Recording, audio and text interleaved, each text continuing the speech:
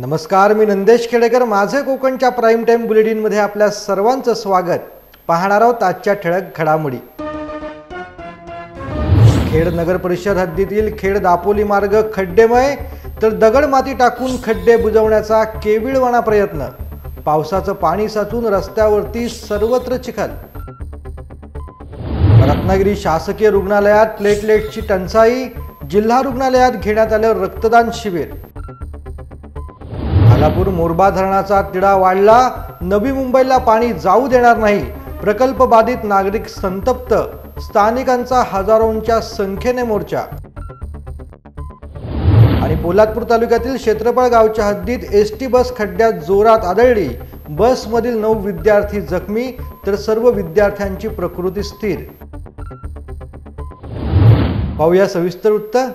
खेड शहरातील खेड दापोली मार्गावरील कन्याशाळेजवळ रस्त्यावरती पडलेल्या खड्ड्यांमध्ये खेड नगर परिषदेने चक्क दगडमाती टाकून खड्डे बुजवण्याचा केविलवाणा प्रयत्न केलाय.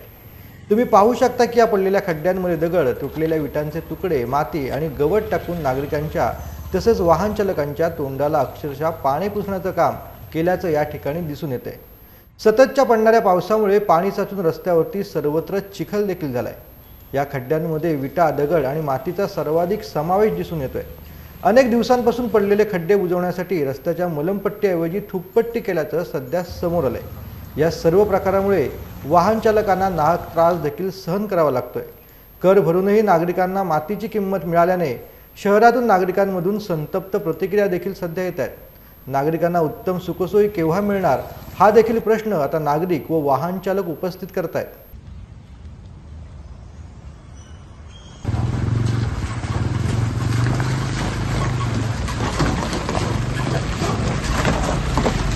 रत्नागिरी जिल्हा शल्य चिकित्सकांच्या माहितीनुसार जिल्ह्यात सध्या डेंग्यूचे 127 रुग्ण उपचार घेत आहेत. यामध्ये एकट्या रत्नागिरी तालुक्यात 90 तर ग्रामीण भागात 34 रुग्णांचा समावेश आहे. सध्या जिल्हा रुग्णालयात तसेच ग्रामीण रुग्णालयात डॉक्टरांची उपलब्धता नाही आहे. मात्र जिल्ह्यातील डेंग्यूची वाढती संख्या लक्षात घेता खासगी डॉक्टरांशी समन्वय साधून उपाययोजना करण्यात येत आहेत. तसेच सध्या आरोग्य यंत्रणेकडे पुरेसा औषध पुरवठा असल्याचं देखील सांगण्यात येत आहे. मात्र जिल्हा रुग्णालयातील रक्तपेढीत सध्या रक्तातील प्लेटलेट्सचा तुटवडा असल्याचं देखील सांगण्यात आलेलं आहे. रायगड जिल्ह्यातल्या खालापूर तालुक्यातील मोरबे धरण प्रकल्पग्रस्त कृती समितीने मागील 27 जूनपासून साखळी उपोषण सुरू केलं होतं. मात्र सरकारने त्यांच्या अद्याप मागण्या पूर्ण केल्या नसल्याने येथील नागरिक आता संतप्त झाल्याचे चित्र पाहायला मिळते. आज येथील प्रकल्पग्रस्त शेतकऱ्यांनी सरकारला जाग घेण्यासाठी मोरबे धरण संदर्भात मोर्चा काढला. आमच्या मागण्या पूर्ण झाल्या नाहीत तर धरणात उड्या मारू असा सज्जड दमच स्थानिकांनी यावेळेला प्रशासनाला दिलेला आहे.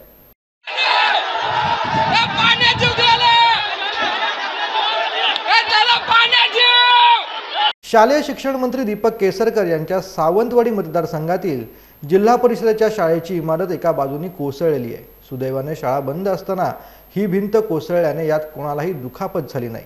मात्र त्यानंतर या पडलेल्या शाळेतच विद्यार्थ्यांना बसवण्यात आलंय. त्यामुळे विद्यार्थ्यांसह पालकांकडून नाराजी व्यक्त केली जाते. एखादी मोठी दुर्घटना घडली असती तर त्याला जबाबदार कोण असा प्रश्न पालकांनी विचारलेला आहे. मिळालेल्या माहितीनुसार सावंतवाडी शहरातील जिल्हा परिषद शाळा क्रमांक 1 या शाळेची भिंत कोसळली. शाळा बंद असताना भिंत कोसळल्याने मोठा अनर्थ टळलाय.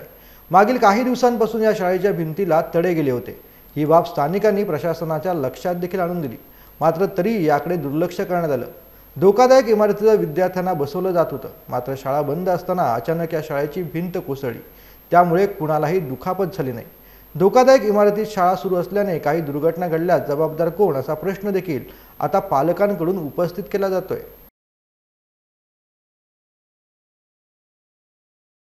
पोलादपूर तालुक्यातील क्षेत्रफळ गावच्या हद्दीमध्ये एसटी बस खड्ड्यामध्ये जोरात आदळल्यामुळे बसमधील प्रवास करणाऱ्या विद्यार्थ्यांना किरकोळ दुखापत झाल्याची घटना आज सकाळी घडली. एसटी महामंडळाची पोलादपूर ते कुडपण ही बस परतीच्या प्रवासादरम्यान कुडपण ते पोलादपूर अशी येत असताना तालुक्यातील क्षेत्रफळ गावच्या हद्दीमध्ये मोरीच्या व रस्त्याच्या मध्ये पडलेल्या खड्ड्यामध्ये बस जोरदार आदळून बसमधील 30 प्रवाशांपैकी 9 विद्यार्थी यांना मुका मार लागलेला आहे. विद्यार्थ्यांना पोलादपूर ग्रामीण रुग्णालयात उपचारासाठी शिक्षकांनी तातडीने दाखल केलं. सध्या सर्व विद्यार्थ्यांची प्रकृती स्थिर आहे. मात्र या अपघातामुळे एसटी महामंडळावरती मोठ्या प्रमाणात संताप व्यक्त केला जात असून एसटी चालकाच्या हलगर्जीपणामुळेच बस खड्ड्यामध्ये आपटली असल्याचं सध्या बोललं जात आहे. या घटनेची माहिती मिळताच शालेय शिक्षक, पोलीस प्रशासन, काळभैरवनाथ फाउंडेशनचे सदस्य, तालुक्यातील नेते यांनी रुग्णालयात जाऊन विद्यार्थ्यांना धीर देखील दिलाय। अपघात घडलेला आहे तो कुडपण पोलादपूर एसटीचा अपघात घडलेला आहे। सकाळी शाळेचे विद्यार्थी कुडपणवरून परसोळ्याला शाळेचा प्रवास करत असताना एसटी चालकाची कुठेतरी हलगर्जी या ठिकाणी दिसते। स्पीड ब्रेकरवरती गाडी आदळल्याने जे आतमध्ये लहान मुलं शाळेची होती ती जखमी झाली आणि जखमींना ताबडतोब या ठिकाणी ग्रामीण रुग्णालय पोलादपूर येथे शिक्षक वर्ग आणि तालुक्यातील सर्व क्षेत्रात काम करणाऱ्या मंडळींनी दवाखान्यात भेटी दिल्या। परंतु माझी एक विनंती आहे एसटी प्रशासनाला की हा तालुका अतिशय दुर्गम आणि खेडेपाड्यात बसलेला असून इथले रस्ते छोटे आहेत आणि एसटी चालकांचा कुठेतरी वारंवार या ठिकाणी गेली 2 वर्ष कंट्रोल सुटत असल्याने इथं शाळेच्या मुलांच्या जीवाचा प्रश्न या ठिकाणी निर्माण झालेला आहे। रत्नागिरीचे जिल्हा पोलीस अधीक्षक धनंजय कुलकर्णी यांची वरिष्ठ श्रेणी पोलीस अधीक्षक म्हणून पदोन्नती झाली आहे। रत्नागिरीचे पोलीस अधीक्षक म्हणून ते आता पुढे कार्यरत देखील राहणार आहेत। रत्नागिरीचे पोलीस अधीक्षक धनंजय कुलकर्णी यांची ऑक्टोबर 2022 रोजी रत्नागिरीला नियुक्ती झाली होती। त्यानंतर लोकसभा निवडणुकीसह बारसू येथील रिफायनरीच्या प्रश्नांसह जिल्ह्याच्या सुरक्षा आणि सामाजिक सलोखा याकडे त्यांनी विशेष लक्ष देऊन काम केल्याने अनेक गुन्ह्यांची सहज उकल झालेली आहे। बुधवारी संध्याकाळी श्री कुलकर्णी यांच्या पदोन्नतीची बातमी रत्नागिरीत धडकली। त्या पाठोपाठ त्यांच्या बदलीची चर्चा सुरू झाली। श्री कुलकर्णी यांच्या वरिष्ठ श्रेणी पोलीस अधीक्षक म्हणून बढती झालेली आहे, तसे आदेश निघालेले आहेत। मात्र ही पदोन्नती नंतरही त्यांनी रत्नागिरीचे पोलीस अधीक्षक म्हणून काम पाहणार आहेत हे आदेशात स्पष्ट झालेले आहे। या पदोन्नतीबद्दल श्री कुलकर्णी यांचं सर्वत्र अभिनंदन देखील होत आहे। आपल्या जागेवरती अतिक्रमण केलं म्हणून खेड तहसीलदार कार्यालयासमोर मोहम्मद हुसेन अब्दुल्ला परकार हे 3 वेळा उपोषणाला बसलेले होते। सलग 3 वेळा उपोषणाला बसून देखील परकार यांच्या जागेतील अतिक्रमण अद्यापही न हटल्याने मोहम्मद परकार हे भर पावसात आजपासून चौथ्यांदा आपल्या मागणीसाठी उपोषणाला बसलेले आहेत।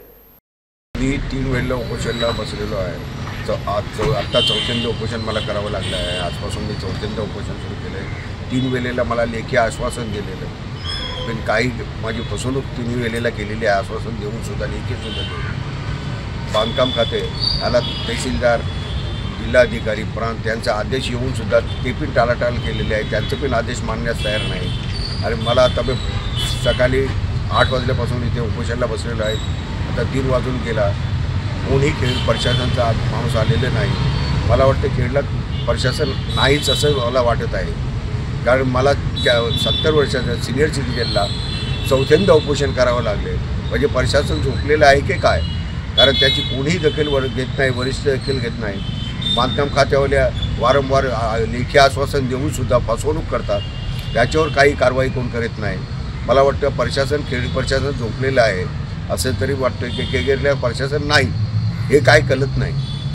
भाताचे कोठार अशी ओळख म्हणून रायगड जिल्हा समजला जातो। पावसाच्या पाण्यावरती भात शेती अवलंबून असते, परंतु रायगड जिल्ह्यातील महाड तालुक्यात पाऊस अल्प प्रमाणात सध्या पडतोय।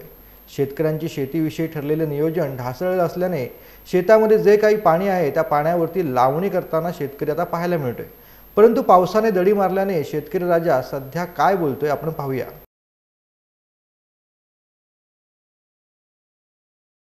पावसामुळे काय हे नाही बघा, 4-5 दिवस जोरात पाऊस, कायच्या काय पाऊस पडला, महापूर आला।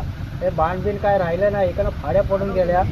आणि आता हा उन्हाचा चटका, पाऊस काय लागेल की नाही, कसे शेती आमची होते कशी नाही ह्याच्यावरती काय आमचा काय भरोसा काय वाटत नाही।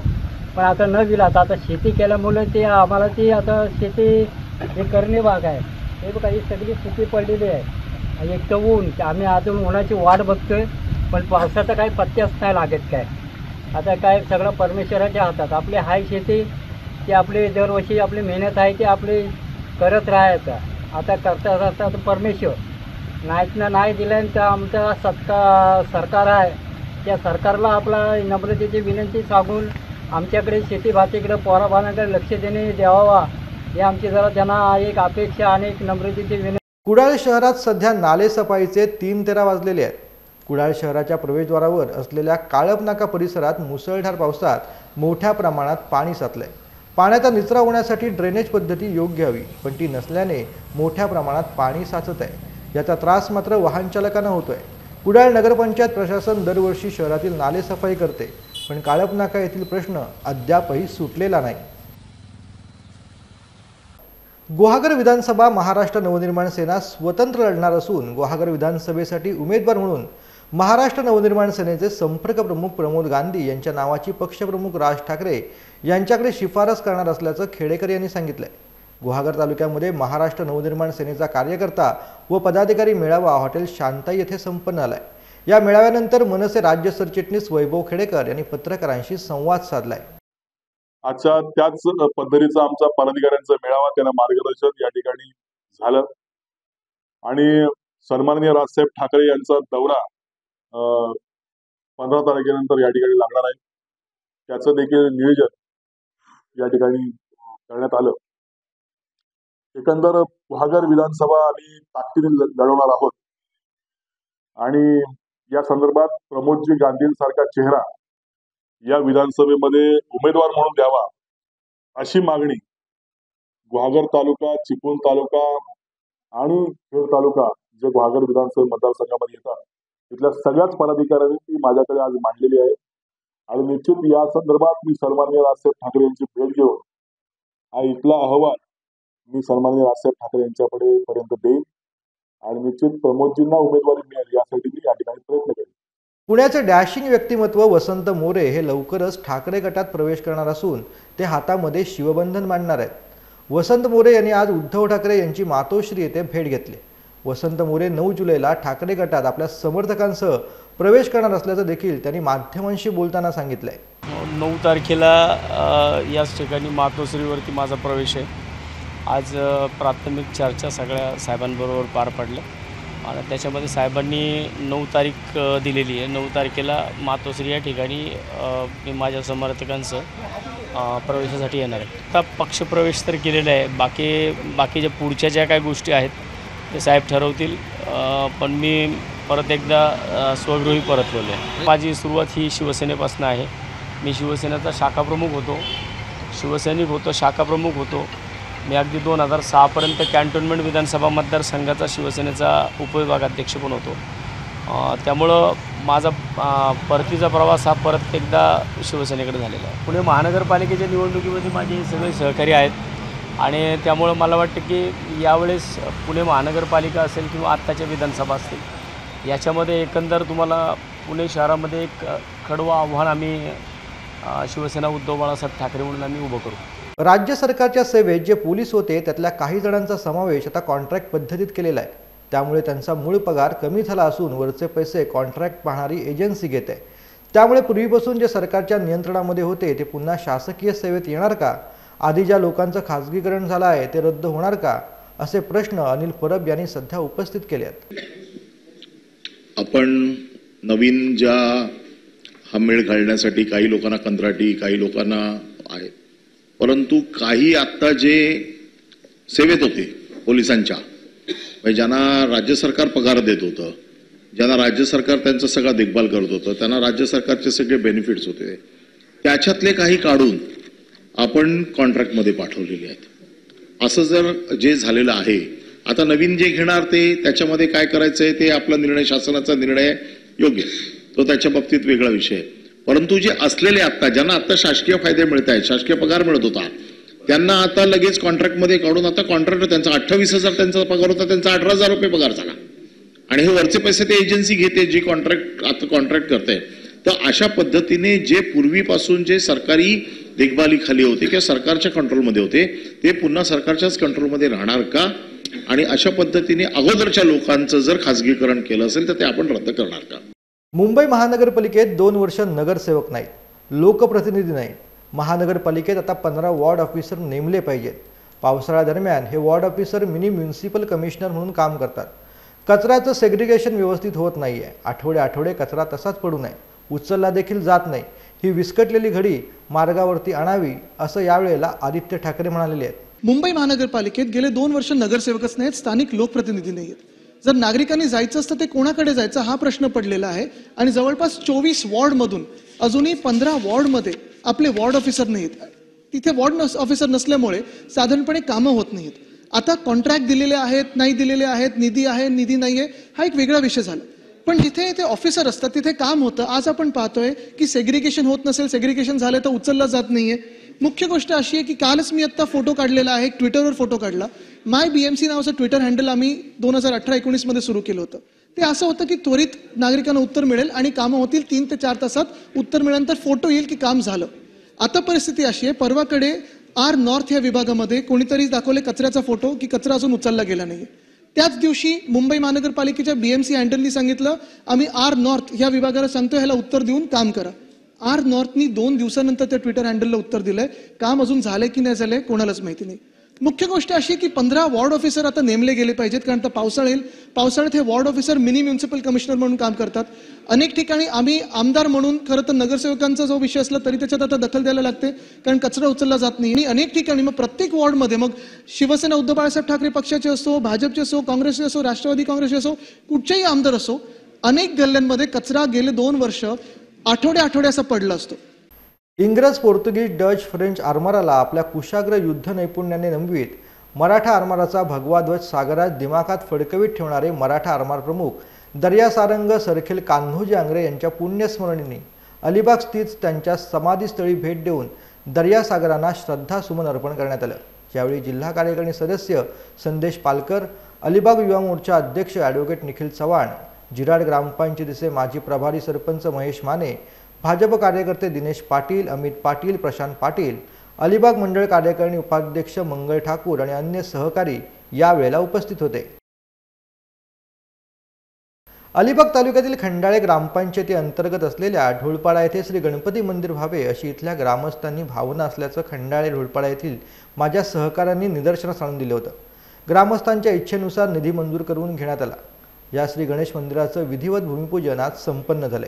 त्याप्रसंगी जिल्हा कार्यकारिणी सदस्य संदेश पालकर, जिराड ग्रामपंचायतीचे माजी प्रभारी सरपंच महेश माने, खंडाळे ग्रामपंचायतीच्या सदस्य हर्षदा कल्पेश थळे, विद्यमान सदस्य तथा खंडाळे ग्रामपंचायतीचे माजी उपसरपंच संतोष कनगुटकर, रुपेश वर्तक, शांताराम थळे, आशिष थळे, अस्मिता चिंचकर, राकेश थळे, कृष्णा थळे, मनोज गावण, शशिकांत राऊत, अलिबाग युवा मोर्चा चिटणीस प्रथमेश मांजरेकर, अलिबाग तालुका महिला मोर्चा चिटणीस ॲडव्होकेट मानसी ठाकूर, अलिबाग मंडळ कार्यकारिणी उपाध्यक्ष मंगल ठाकूर, सोशल मीडिया सदस्य संकेत ठाकूर आदी ग्रामस्थ यावेळेला मोठ्या संख्येने उपस्थित होते. खालापूर बार असोसिएशन अध्यक्ष ॲडव्होकेट सचिन चाळके यांच्या माध्यमातून खालापूर नगरपंचायत हद्दीतील शिरवलीवाडी येथील जिल्हा परिषद शाळेत 2 जुलै रोजी वृक्षारोपण करीत विद्यार्थ्यांना छत्री वाटप करण्यात आल्याने विद्यार्थ्यांच्या चेहऱ्यावरती वेगळाच आनंद पाहायला मिळाला. तर ॲडव्होकेट सचिन चाळके यांच्या सामाजिक बांधिलकीचं सर्वांनी कौतुक देखील केले. यावेळी खालापूर बार असोसिएशन अध्यक्ष ॲडव्होकेट सचिन चाळके, उपाध्यक्ष advocate Somnath Dalvi, secretary advocate Gajanan Pawar, सामाजिक कार्याध्यक्ष ॲडव्होकेट जयेश तावडे, खजिनदार ॲडव्होकेट मनोज पाटील, ॲडव्होकेट रितेश पाटील, माजी अध्यक्ष ॲडव्होकेट नितीन गायकवाड, संघटना सदस्य ॲडव्होकेट मुनिदास गायकवाड, ॲडव्होकेट भगवान लाले, ॲडव्होकेट सनी बेलसेकर, ॲडव्होकेट अनिकेत विचारे आदींसह शिक्षक संजय पाटील, शिक्षिका मनीषा जाधव आदी प्रमुखांसह विद्यार्थी वर्ग यावेळेला उपस्थित होता. रोहा तालुक्यातील सुप्रसिद्ध पिंगळसई गावातील रायगड जिल्हा परिषद प्राथमिक शाळेत बुधवार दिनांक 3 जुलै रोजी सकाळी 11 वाजता प्राथमिक शाळेच्या आवारात नीम, अशोका, सुबाबूळ, गुलमोहर, जांभूळ अशा विविध प्रकारची झाडे आणून येथे शाळेतील विद्यार्थी, विद्यार्थिनी, शिक्षकवृंद तसेच गावातील ज्येष्ठ श्रेष्ठ ग्रामस्थांच्या उपस्थितीत मोठ्या उत्साहात वृक्षारोपण करण्यात आले. यावेळी उपस्थित विद्यार्थ्यांना मार्गदर्शन करताना वृक्षवल्ली आम्हा सोयरे, झाडे लावा आणि ती जगवा असं आपल्या मार्गदर्शनपर भाषणात श्री किरण मोहिते यांनी सांगितले. यावेळी शिक्षण कमिटी सदस्य सुनील देशमुख, संतोष खेरटकर, किरण मोहिते, पिंगळसई शाळेचे केंद्रप्रमुख साळी मॅडम, मुख्याध्यापक महामुनी मॅडम, स्वाती गायकवाड, दिलदार पाटील, सामाजिक कार्यकर्ते निलेश बामणे, युवा तरुणी गौरी मोहिते, दीपिका पासलकर, ग्रामस्थ आणि शाळेचे विद्यार्थी विद्यार्थिनी मोठ्या संख्येने उपस्थित होते. या कार्यक्रमाचं योग्य नियोजन साळी मॅडम आणि महामुनी मॅडम यांनी केलेलं आहे. आता वेळ झाले माझे कोकणच्या प्राईम टाईममध्ये इथंच थांबण्याची. मात्र तुम्ही कुठे जाऊ नका, पाहत राहा फक्त माझे कोकण.